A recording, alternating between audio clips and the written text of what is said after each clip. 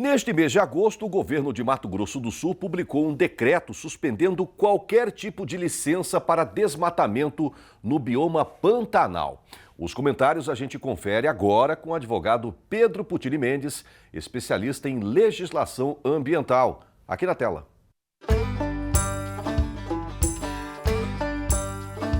Saudações e bem-vindos a mais uma edição do nosso quadro, que já há mais de 5 anos traz informações jurídicas bastante relevantes aí ao dia a dia do produtor rural. Neste caso, hoje comentando sobre o Pantanal, a lei do Pantanal, porque no dia 16 de agosto, no Diário Oficial do Estado do Mato Grosso do Sul, foi publicado um decreto estadual, 16248, que suspendeu a concessão de licenças ou autorizações de supressão vegetal para uso alternativo do solo na área de uso restrito do bioma Pantanal. Em outras palavras, suspendeu licenças para desmate no Pantanal sul-mato-grossense. Para aqueles que já haviam tirado as suas licenças em data anterior a esse decreto, nada vai alterar, poderão continuar com a supressão já autorizada, isso devido ao que nós chamamos de ato jurídico perfeito.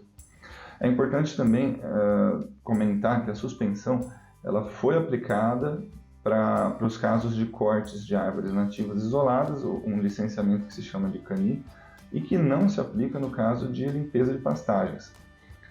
Porém, é necessário comprovar que essas áreas antes eram de campo limpo, né, e precisa caracterizar a presença de espécies invasoras que estão descritas nesse decreto, como, por exemplo, as espécies nativas chamadas cambará, pateira, pimenteira, aromita, lixeira, canjiqueira, e no caso das exóticas, né, de regeneração ou de invasoras, que tem a circunferência na altura do peito de 32 centímetros de diâmetro.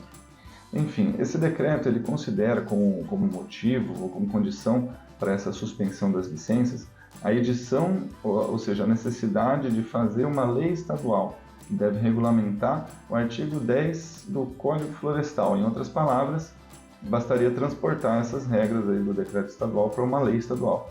Enfim, para esclarecer juridicamente essa situação nova aos pantaneiros, eu comento aqui um artigo da Constituição Federal, que é o 225, parágrafo 4º. Ele determina que, tanto na floresta amazônica, quanto na Mata Atlântica, quanto no Pantanal, o uso desses biomas tem que ser feito na forma da lei, ou seja, precisa de uma lei, né, dentro de condições que assegurem a preservação do meio ambiente, inclusive a utilização dos recursos naturais. Esse é o primeiro ponto gerador da polêmica suspensão que aconteceu, ou seja, a Constituição Federal ela orientou a regulamentação do Pantanal por lei, né, e no Mato Grosso do Sul foi feito por meio de decreto. O Código Florestal, como lei que não fez uma regulamentação específica do bioma Pantanal, mas ele apenas orientou sobre a possibilidade de exploração ecologicamente sustentável e supressões por meio de autorização do órgão ambiental e recomendação dos órgãos oficiais de pesquisa. Ficou então uma lacuna na promulgação aí de uma lei com regulamentação do bioma pantaneiro, como foi feito no caso da Mata Atlântica, né, uma lei federal de 2006, o que não significa, né, que o bioma pantaneiro estava desprotegido, muito pelo contrário.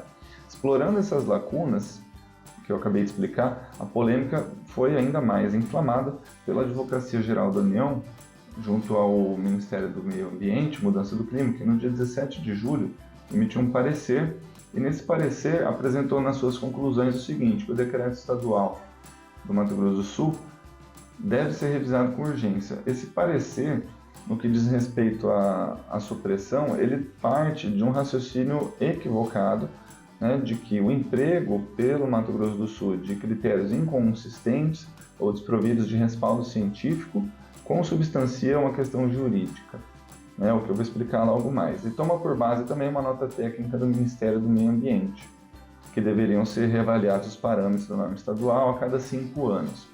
Em seguida, inflamando ainda mais essa situação, veio também uma nota técnica do Ministério do Meio Ambiente e Mudança do Clima, trazendo alguns dados para colaborar com a sua conclusão de que teria que fazer uma revisão, né, estabelecer critérios em todo o Pantanal, né, para a realização de estudos técnicos para fundamentar a exploração ecologicamente sustentável. E aí essa nota também acaba indo para o seguinte caminho, né? Uma estratégia também equivocada que orienta que essa regulamentação toda deveria ser feita pelo CONAMA, Conselho Nacional do Meio Ambiente. É algo que não é previsto em nenhum momento pela legislação brasileira, como eu acabei de explicar, né?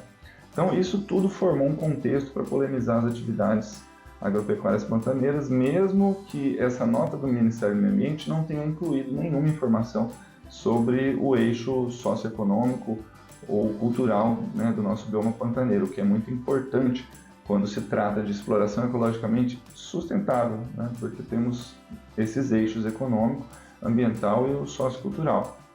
A intenção ela é clara, né? Então o Ministério do Meio Ambiente pretende ignorar as legislações locais para permitir uma intervenção ambientalmente mais radical do CONAMA e disputando esse espaço normativo com os governos estaduais nas suas competências, né? O que, como eu disse agora há pouco, não está previsto nem na Constituição Federal, nem no Código Florestal em momento algum, permitindo essa resolução CONAMA para o Pantanal, mas em verdade por lei. Vamos permanecer atentos, saudações pantaneiras e até a próxima.